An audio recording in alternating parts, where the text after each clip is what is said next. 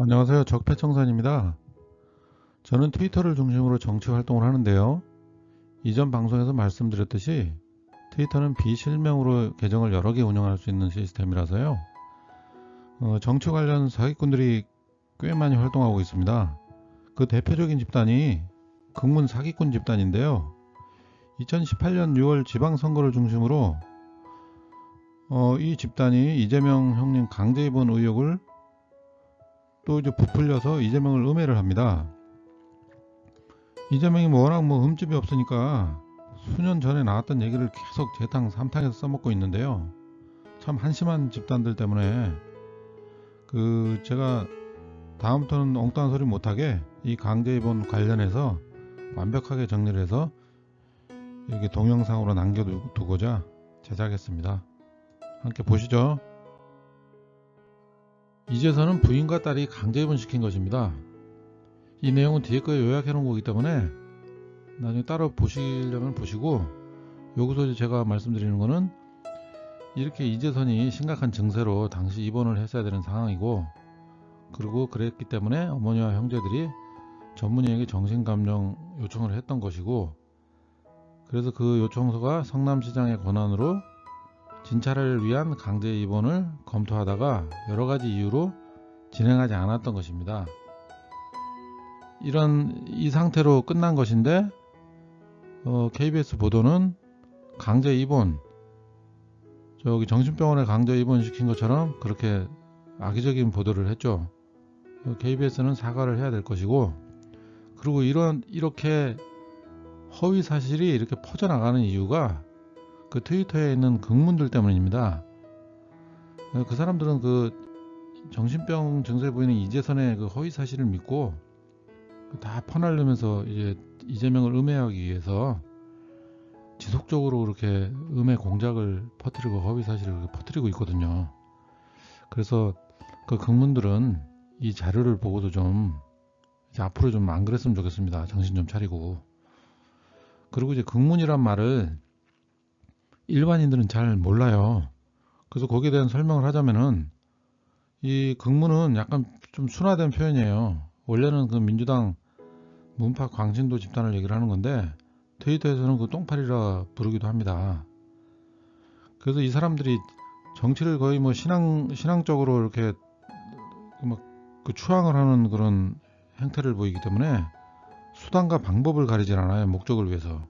본인들이 지지하는 정치인을 위해서는 온갖 사기질에다가 음해, 그런 것을 전문으로 하는 집단이거든요. 그래서 트위터가 왜 그러냐면, 트위터는 비실명으로 운영이 되기 때문에 그 집단이 계정을 여러 개 만들어 놓고 그렇게 정치판을 완전 쓰레기 난동질하고 다니고 있습니다. 그렇게 해서 거기서 퍼져나간 자료가 인터넷 카페, 그리고 이런 데로 막 다 퍼져나가는 거, SNS로. 완전 사기꾼들이니까 일반인들은 절대 이런 사람들한테 넘어가면 안 됩니다. 그래서 그런 자료가 있는 데는 보지 말고, 이 트위터에 오시면은 이재명 지지자들이 써놓은 그런 아주 좋은 글들이 많아요. 비교를 해보시면은 정신병적인 그런 행태를 보이고 있는 극문 사기꾼 집단의 글하고 너무 차이가 난다는 걸 잘 알 수 있을 겁니다. 주의하시고요. 계속 보시죠.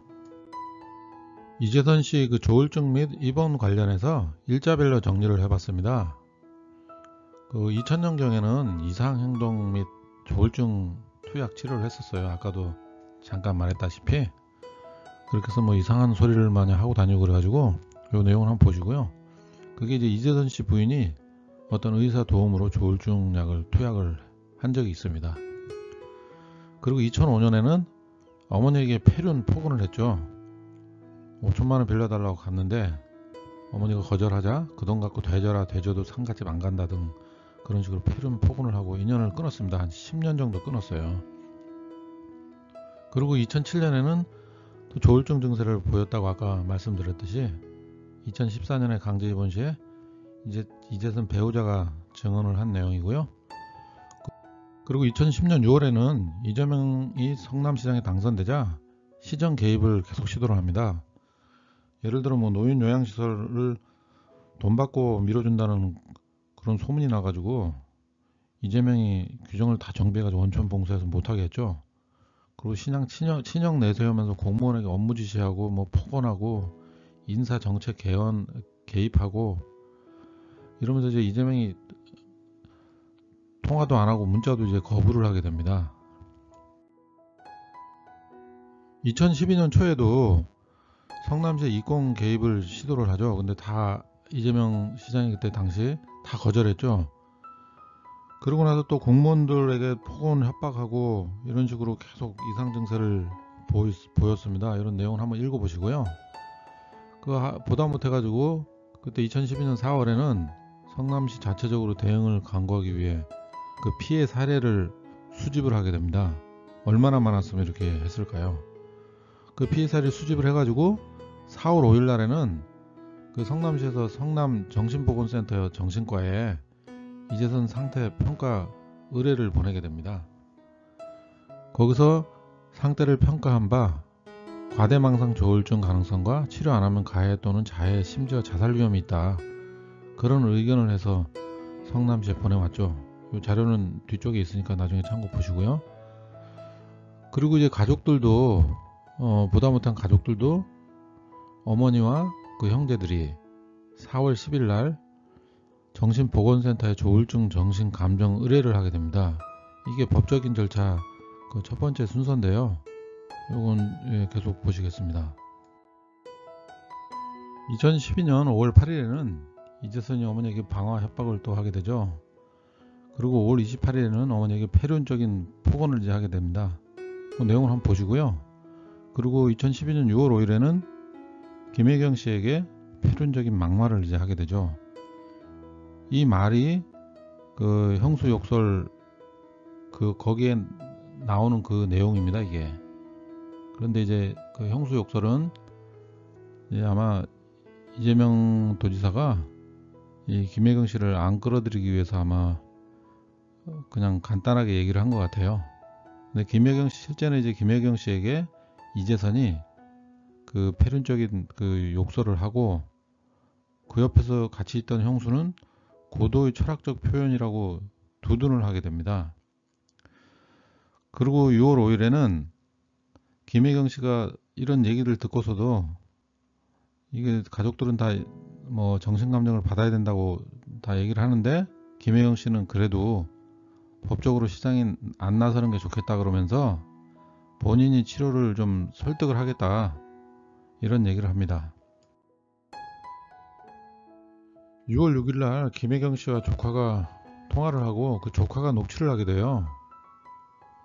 이 내용 보시면은 이제 조카를 이제 설득하려고 처음에 잘 얘기를 했는데 조카가 모욕적인 문자도 보내고 통화를 하면서 계속 집안 어른이 아니다 당신은 그렇게 자극을 하게 돼가지고 김혜경 씨가 약간은 좀 화가 나가지고 그렇게 얘기를 했어요. 그 녹취 파일 들으면은 지금까지 강제 입원은 하지 말라고 남편을 막았는데 이제는 안 맞겠다고 그렇게 얘기를 한 거예요.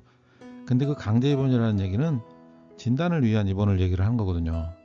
근데 사람들이 오해할 수 있게 KBS에서 뉴스에서 그렇게 터뜨렸죠. 완전히 그 악의적으로 보도를 한 거죠. 알면서. 그 문제가 많은 겁니다. 그 보도는. 그렇게 돼서 7월 15일에는 이재선이 또 폐륜 행위를 하게 되고 이상 증세를 또 이게 보이게 돼요. 오전에 무슨 문자를 보내가지고 교회 방화를 하겠다고 이런 식으로 하니까 어머니가 경찰을 불러가지고 어머니 집까지 또 보내드리고 그러고 나서 경찰 철수 후에 저녁에 집으로 와가지고 어머니와 동생 둘을 때려 전치 2주 상해를 입히죠. 그리고 7월 12일 날 어머니 신고로 이재선은 체포가 됩니다. 그래서 그때 형님 부부간 또 말다툼하다가 다시 이제 이재명과 형님 부부간 말다툼으로 통화를 하게 됩니다. 또 이 통화도 또 다 녹음돼서 일부가 공개가 되죠. 그리고 2012년 7월 26일에는 롯데백화점에서 난동 부리고 또 여직원에게 또 가슴에 이름표를 만지면서 추행을 하게 됩니다. 네, 정신감정 및 치료를 법 절차대로 진행하다가 이제 중단하게 된 건데 여기가 이제 그 법적인 그 내용이 나옵니다. 여기 2번은 뭐냐면은 아까 1번에서 어머님이 정신보건센터에다가 정신감정 의뢰한 거, 그 이후에 4개월이나 돼가지고 지금 이제 이게 회신이 온 거예요. 정신보건센터에서 성남시에 정신질환 의심자 진단 및 보호 요청을 보내게 된 거죠. 그게 이제 확정이 돼가지고 보내게 돼서 이제 성남시에서 검토 이후에 그 다음에 8월 4일 날 모 병원에 진단 필요 판단 의뢰 이거를 이제 보내게 됩니다. 그래서 그 문서상의 내용을 보고서 그 모 병원에서 판단을 하고서 진단이 필요하다 이렇게 생각을 했기 때문에 8월 7일 날 모 병원은 성남시에 정신질환 진단이 필요하다는 의견을 이제 회신을 하게 돼서 그걸 이제 받는 거죠, 성남시에서. 그렇게 해서 정신질환 진단이 필요하다고 그 의견을 받았기 때문에 이제 법적으로 성남시의 이재명은 그 이재선을 이렇게 대면 절차를 통해 가지고 진단을 받아볼 수 있게 그게 된 거예요. 그런데 그 단계에서 이제 진단을 받으려면은 입원을 해야 되는데 그것도 또 강제 입원 시켜야 되니까요. 진단 받기 위해서. 근데 이제 그 단계에서 그만둔 것이라는 거죠. 그만둔 이유는 공무원들 기피, 공개적 논란, 정치적 부담, 환자 우울모드 전환, 경찰 수사로 또 조용해진 점 등 감안해 가지고 그 집행을 포기하게 된 거예요. 2012년 12월에는 이재선이 검찰에 정신감정 기회를 요청합니다. 이제 검찰에서 이제 기소하기 전에 좀 감형을 좀 받아보려고 지금 이렇게 한 것 같아요. 그래서 검찰에서는 이재선 스스로 정신감정을 받겠다 하였으므로 감정 결과가 나올 때까지 기소 중지를 결정하게 되죠. 그리고 2013년 2월에는 우울증 진단을 검찰에 제출합니다. 그리고 3월에는 우울증이 막 격화가 돼가지고 고의로 교통사고를 내고 자살을 시도하게 되죠. 그래서 그때 좀 많이 다칩니다. 중장애를 입게 됩니다. 또 그러고 나서 11월 21일 날 2014년 부인과 딸이 국립부곡정신병원에 강제 입원을 시키게 됩니다. 그런데 정신질환을 계속 부인하고 이 부인과 딸은 멀쩡한 형님을 정신병원에 강제 입원시키려 한다고 이재명을 계속 공격했죠. 그때 같이 국민들도 같이 퍼날로 계속 공격을 했죠. 이 사람들 자료를 가지고. 근데 실제적으로 이 부인과 딸이 사인까지 다 있습니다. 뒤에 자료 보면은 이렇게 참다 못해 강제 입원을 시켰는데 계속 그런 식으로 음해를 했었죠.